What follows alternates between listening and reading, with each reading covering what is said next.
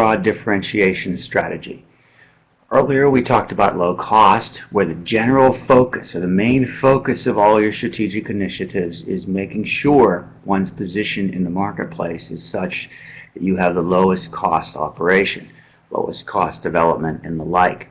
But with broad differentiation, the focus is different. The focus is on making sure that you have the product and services with features that customers value. It's more of a market-facing differentiation strategy, differentiating your business from others, your products from others, your services from others.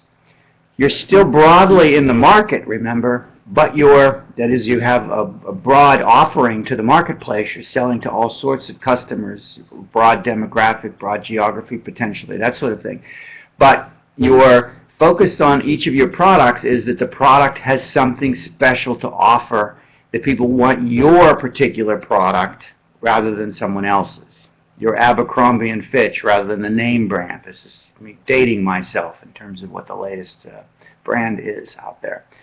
But the differentiation allows you to be profitable essentially by providing price strength, the ability to price higher than competitors. You can command something special. But what you want to make sure is that that additional price strength doesn't also add costs that counteract that benefit. So the trick here is, in the differentiation strategy, is that you make your product desirable to customers, that they're willing to pay a higher price, but you do that in such a way that it makes your profits greater because your costs are less than would otherwise be the case. So you're focusing on the product attributes.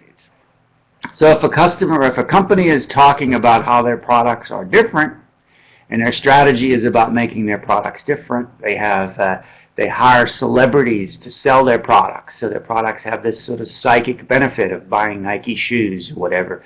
That sort of company signals a differentiation strategy of some kind. And we'll talk later about the focus strategies. But if it's broadly across their whole market set, like Nike has t-shirts and clothing and tennis shoes and all of this, and they try to get celebrity, some sort of celebrity panache with it, so people are willing to pay a higher price because it's Nike or whatever, there's some brand reputation recognition there, then you're going after this sort of broad differentiation strategy. So in order to do that, of course, you need something that is unique, some uniqueness driver that allows you to frame out how your products are different than Joe Schmo's across the street or whatever, why someone should pick up yours and buy it even though it might be a little more expensive. You could be thinking about, maybe you're saying your quality is better, and you can justify that sort of quality thing, or the features of your product are better. Maybe your customer service is better. I recently had some windows replaced in my house, and the Anderson renewal by Anderson, who put the windows in, very expensive company, but their service is fantastic in the sense that they come back and they replace it. We had some problem with the screens, and they came back and replaced it, no cost, all of that sort of thing. Any problem we had, someone answers the phone, real people you talk to, that sort of thing. Very high service differentiates their product. Their R&D might be better. They might have the latest innovations. They might have new technologies. They might have the best quality input. A company like Tiffany's claims that the diamonds that they get and the metals that they get are of a higher quality, for example, than what you might get elsewhere. The sales might be just very personal. You have personal salespeople that know you and spend time with you and differentiate the product. And their employees might, in some way, have like for example, celebrity spokespersons. But also, they might have people that are very creative, that allows them to develop some sort of unique differentiation. All of these different ones have, you can see them written here. They allow one to focus on telling the customer, messaging to the customer, that when you buy our product, you're buying something special and unique that's different than if you buy the product from some other supplier or manufacturer. Now, other ones may be trying to have their own uniqueness, right? You might have a celebrity spokesperson on selling your product and they have somebody else, so the affinity to that person might determine which particular tennis player you like better, might determine which type of clothing you purchase, right? Either of those, though, relate to this broad differentiation strategy, trying to get people to see on some level why they should pay a premium price for your product because of something that you offer that other people in the market don't. You're differentiated from other people in the market. You're not the only, it's not only within your organization, however, that you can do this. You can also leverage the value chain by creating with a particular supplier, for example, some exclusive arrangement. They only sell through you, that sort of thing. Or pushing forward into the distribution channels, you may have a special service associated with the distribution channel, like a store within a store. When you walk into a Best Buy or something, there's a little stand there where Verizon is selling, and so you get special service from people that are selling the Verizon phones. And so they're trying to differentiate their product from AT&T and from T-Mobile and Sprint and others. And so you can use the whole value chain to create your differentiation, right? But your strategic operation, when you're developing your strategies, you want to understand specifically what features, attributes, whatever, quality of the things we talked about, the drivers before, and then make sure that those are reinforced through supplier chains and also through your distribution channels.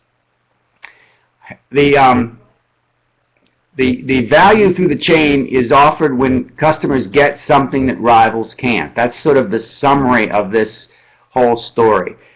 The buyer has to reduce their, one approach is that the buyer buys yours and for some reason their costs are lower. In other words, because they're getting your product, they don't have to spend, like in the case of the windows I was describing, you don't have to spend a lot of time waiting on the phone for somebody to answer in order to get service and then have to pay for something to be fixed. So the cost of the overall sale is lower for the customer because of whatever it is you're differentiating. If you're selling quality, for example, like when the Japanese cars started selling in the US, American cars had a lot of maintenance problems. They didn't have maintenance contracts, so you'd go in and have to have them fixed or whatever. Back in that time frame in the late 70s, Japanese cars were known to have higher quality, plus they had these longer warranties. So your cost of owning the car was low. You paid more up front, but overall the idea was that you could imagine how your actual overall cost would be less. You can also have some tangible features like some extra button, or Apple is talking about a sapphire-based screen so it doesn't scratch, right? So that's a tangible feature that differentiates the Apple phone. But it could also be intangible features, just like the little Apple logo on the back. There's something special about laying your phone down and has the Apple. It's so common now we wouldn't really notice it necessarily. But when the new Apple phone comes out and people just sort of slide it on the table so people can see they have the Apple phone, there's some benefit that comes from that intangible thing of having this latest innovation from a company like Apple.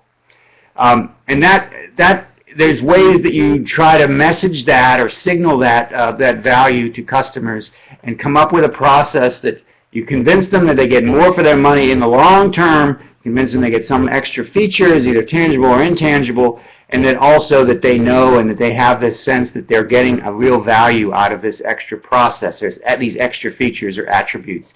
And then, ideally, they're willing to pay for them. And that's the whole idea. Whenever they get something special, if it's easy to copy, it doesn't count because everyone will come in and copy. And you've got to remember, when you do differentiate, people come in and want to copy it. Immediately, it becomes something people want to copy. And so you have to be careful about over-differentiating, and sometimes you say my product is so much better, and then you charge a really premium price, and people just, first of all, they might buy it and feel that they were cheated in some way. So the way to think about when differentiation is the strategic approach one should take is to think about whether or not there are differences in the buyers. What you're trying to exploit in differentiation is that one person is different than another person in some way, and what they like, what their preferences are, and so they buy you and someone else might buy someone else, but you want the people that buy you to get what they want, and they're willing to pay a little bit more for it. You want them to have some sort of value to the customer. That's another approach that you can have.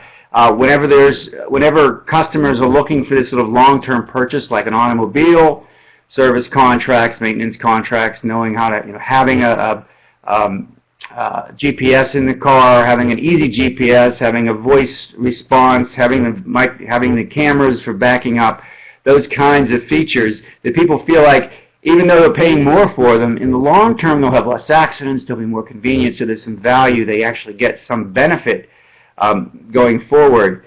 You also want to find a company that isn't doing the same thing you are, right? So you want to find, differentiation approach. You want to find features or attributes or whatever that's new and different. That's why when somebody comes up with something new, they advertise it, right? And again, if it's successful, people start to imitate. But whenever you are able to find firms that sort of get lost in a strategic group doing a certain thing, you go a different direction. As long as there are customers that value that particular item or attribute, you're in good shape. If there's a lot of change in the marketplace, you have an opportunity to come out with a new change or a new feature, technology-based or creativity-based or fashion-based, that other people don't have. And so in those kinds of marketplaces, like clothing, personal wear, that sort of thing, because of fashions and the like, and creativity and people's different tastes, you can differentiate in that marketplace. So those are the kinds of markets where broad differentiation is one of the better approaches to consider. Talk about low-cost provider, and now we've talked about broad differentiation. In the next lecture, we'll talk about these same ideas, but in focused marketplaces. In other words, you're not going and selling to everyone, but in a relatively small niche, you do these same things, either low cost or you do a differentiation strategy. So we'll talk about